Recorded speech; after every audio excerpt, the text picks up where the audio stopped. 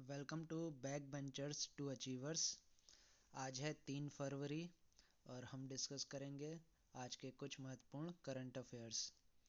और उससे पहले एक बात और कि मुझे थोड़ा काम था जिसकी वजह से आपकी 2 क्लासें मिस हो गई, तो वो दोनों क्लास मैं आज अपलोड करूँगा और आप लोग उसे देखें। और आगे से मैं बहुत कोशिश करता हूँ कि आपको बिल्कुल टाइमली क्लास दूँ, और हो सकता है कि आने वाले समय में भी थोड़ा 1-2 दिन का गैप हो जाए, लेकिन आपको उस दिन की क्लास अगले दिन ज़रूर मिलेगी। तो आप देखिए। तो चलिए शुरू करते हैं। किस राज्य में आर्किड की नई प्रजाति हाल ही में खोजी गई है? तो आर्किड की नई प्रजाति किस राज्य में खोजी गई है? तो इसका सही जवाब है केरल। केरल में आर्किड की नई प्रजाति खोजी गई है। और केरल के इडुक्की ज़िले में ये प्रजाति खोजी गई है। ये क्षेत्र पश्चिमी घाट की दक्षिणी पर्वतमालाओं का हिस्सा है। और इस आर्किड का वैज्ञानिक नाम क्या है? डिप्लोसेंट्रम पपीलोसम। इस आर्किड का जो केरल में खोजी गई है, इसका वैज्ञानिक नाम है डिप्लोसेट्रम पपीलोसम। ठीक है। पपीलोसम शब्द जो है वो इसके फूलों की सतह पर छोटे छोटे उभारों जैसी बनावट के कारण दिया गया है। और इससे पहले सितंबर 2025 में भी एक आर्किड की दुर्लभ प्रजाति गैस्ट्रोडिया लोहितेंसिस खोजी गई थी अरुणाचल प्रदेश में। ठीक है। चलिए अगला क्वेश्चन। किस शहर में छठा नेशनल क्रॉप न्यूट्रिशन समिट 2026 आयोजित किया गया है? तो छठवां नेशनल क्रॉप न्यूट्रिशन समिट 2026 कहाँ आयोजित हुआ है? तो इसका सही जवाब है मुंबई। भारतीय माइक्रो फर्टिलाइजर्स मैन्युफैक्चरर्स एसोसिएशन ने छठवां नेशनल क्रॉप न्यूट्रिशन समिट आयोजित किया। 5 से 6 फरवरी को ये आयोजित हुआ। और इसकी जो थीम थी वो थीम थी converge, collaborate and cocreate. Triple C. Converge, collaborate and cocreate, ये इसकी थीम थी। ठीक है। किसकी? छठवां नेशनल क्रॉप न्यूट्रिशन समिट। ये कहाँ हुआ? मुंबई में हुआ। चलिए अगला क्वेश्चन। किस राज्य में स्थित छारी दंड अभयारण्य को हाल ही में रामसर सूची में शामिल किया गया है? तो छारी दंड अभयारण्य कहाँ पे है? तो इसका सही जवाब है गुजरात में। गुजरात के कच्छ जिले में।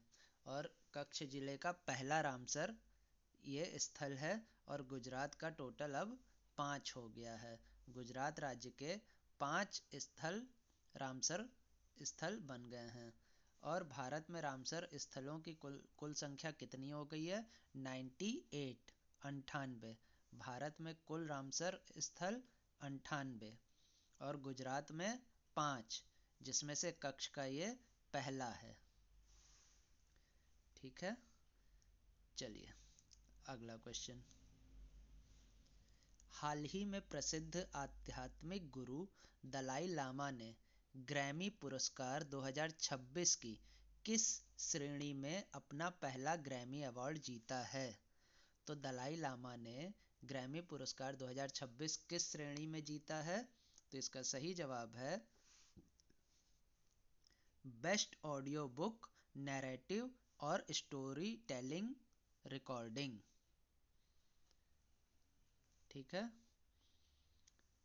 यह सम्मान उनके spoken word album meditations the reflection of his holiness the Dalai Lama के लिए दिया गया है। ठीक है।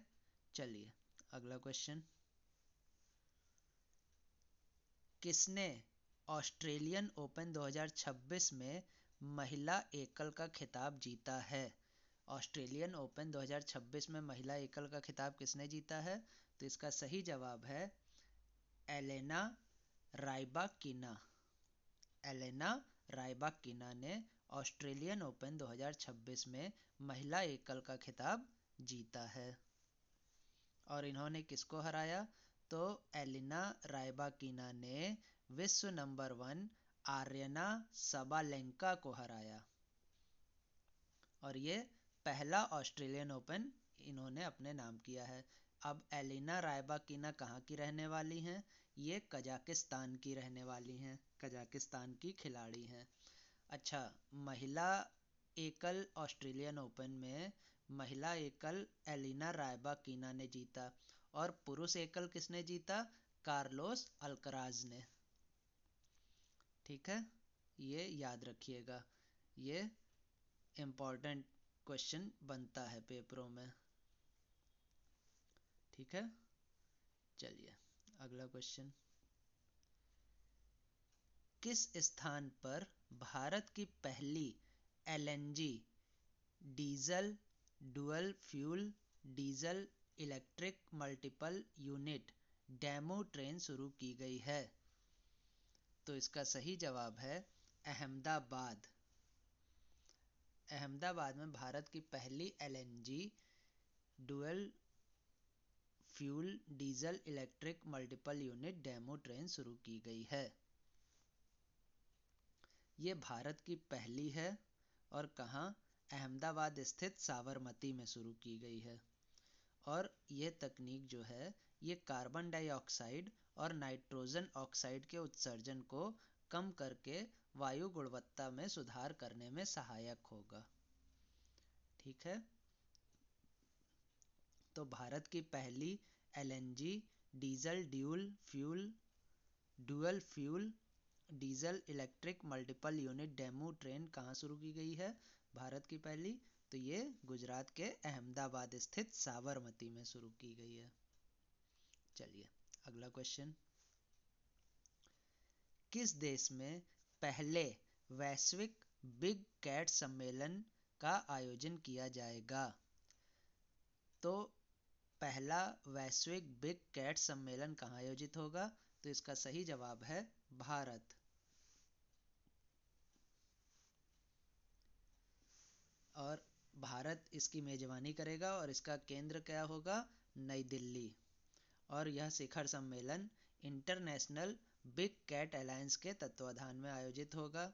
ये पहला शिखर सम्मेलन है जो विशेष रूप से बड़ी बिल्लियों बिग कैट्स के संरक्षण को समर्पित है। ठीक है, चलिए अगला क्वेश्चन। किस राज्य में अग्नि परीक्षा नामक सैन्य अभ्यास आयोजित किया गया? अग्नि परीक्षा सैन्य अभ्यास कहाँ आयोजित हुआ? तो यह आयोजित हुआ अरुणाचल प्रदेश में। अग्नि परीक्षा सैन्य अभ्यास कहाँ आयोजित हुआ? अरुणाचल प्रदेश में। और ये भारतीय सेना, इंडियन आर्मी और भारत तिब्बत सीमा पुलिस बल आईटीबीपी के बीच एक संयुक्त प्रशिक्षण अभ्यास था। ये 6 दिवसीय अभ्यास था जो 19 से 24 जनवरी 2026 में संपन्न हुआ। ठीक है, और नोट कर लीजिएगा एक चीज़ कि भारत और सिंगापुर के बीच आयोजित होने वाला सैन्य अभ्यास जो है उसका नाम है अग्नि वॉरियर। तो अग्नि वॉरियर जो होता है वो भारत और सिंगापुर के बीच होता है। और जो अग्नि परीक्षा है, ये अग्नि परीक्षा भारतीय सेना और आईटीबीपी के बीच एक संयुक्त अभ्यास है।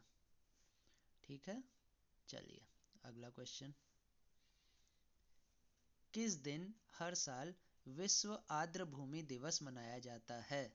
तो विश्व आर्द्र भूमि दिवस किस दिन मनाया जाता है? तो इसका सही जवाब है 2 फरवरी। और ये 2 फरवरी 1971 को ईरान के रामसर शहर में आर्द्र भूमि पर हुआ जो अंतर्राष्ट्रीय समझौता था उसकी याद में मनाया जाता है। 2 फरवरी 1971 को ईरान के रामसर शहर में आर्द्रभूमि पर एक राष्ट्रीय समझौता हुआ था, अंतर्राष्ट्रीय समझौता, जिसकी याद में ये आर्द्रभूमि दिवस मनाया जाता है। 2026 की थीम क्या थी? तो वो थी आर्द्रभूमि और पारंपरिक ज्ञान, सांस्कृतिक विरासत का उत्सव। ठीक है, चलिए अगला क्वेश्चन। आदमपुर हवाई अड्डे का नाम बदलकर श्री गुरु रविदास महाराज जी हवाई अड्डा कर दिया गया है। तो ये हवाई अड्डा किस शहर में स्थित है? तो ये हवाई अड्डा जालंधर में स्थित है। ये सवाल ऐसे भी पूछा जा सकता है कि आदमपुर हवाई अड्डे का नाम बदलकर क्या कर दिया गया है? तो आदमपुर हवाई अड्डे का नाम बदलकर श्री गुरु रविदास महाराज जी कर दिया गया है। ये हवाई अड्डा कहाँ स्थित है? ये हवाई अड्डा पंजाब के जालंधर में स्थित है। और ये प्रधानमंत्री नरेंद्र मोदी ने 1 फरवरी को संत गुरु रविदास जी की 649वीं जयंती के अवसर पर इस हवाई अड्डे के नए नाम का अनावरण किया।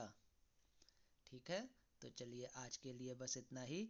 मिलेंगे फिर एक नए वीडियो में, तब तक के लिए धन्यवाद।